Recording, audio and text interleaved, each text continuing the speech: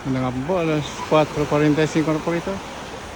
Ayan, paano ko po para sa inyo po Ayan po. Marami pa rin turista po, ayan Ayan. Kahit pa paano. Inaabangan natin po yung sunset, ayan.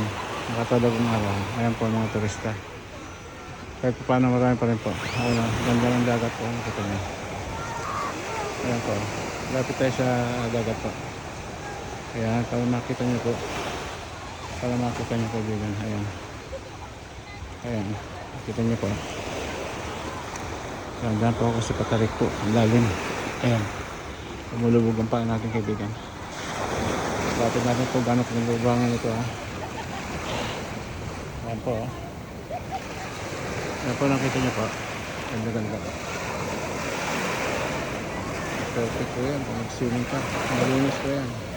Kung nakikita yung green po, ano po to, yung mga seaweeds po. Ayan. Pero maganda talaga siya. Ayan. Nakita niyo po. Ayan.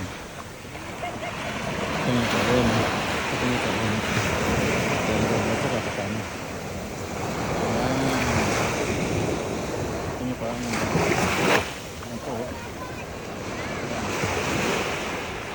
Perfect po yan. Perfect ang ganda po yan.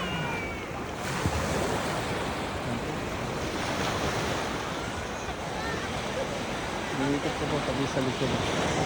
Yan mga puno dyan na yung mga opahan po. Mga room po rin po. Ayan, nandun lahat po. Pwede lang. So, papulit tayo rito sa gilid na to. Ayan po, sa gilid. Hindi tagibang po tagibang. Tagibang. Pero maganda po. Maganda siya. Nakita niyo po. Ang bangan ko yan Kaibigan Ayan po Ayan po Ayan Ayan po Saka tayo sa gilid po Ayan po Ayan Ganda Ganda kaibigan Kaya tayo rito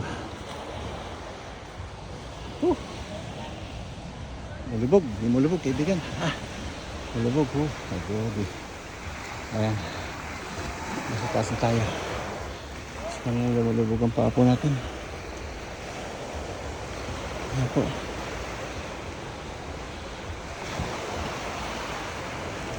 so doon po tayo sa kabila tuloy natin hanggang kabila po ayan po marami pa rin turista po kahit paano hindi lang kadugdagsaan ngayon kasi kon po alam nyo mula no lang kasi nakaraan linggo po kaya yan pero next month alam po sobrang daming dito mga turista so huwag lang kalimutan dalawin itong lugar na ito po para matulungan yung lugar happy pa kayo pag dumalaw ka rito dahil may relax po kayo promise sige po magandang hapon muli sa atin lahat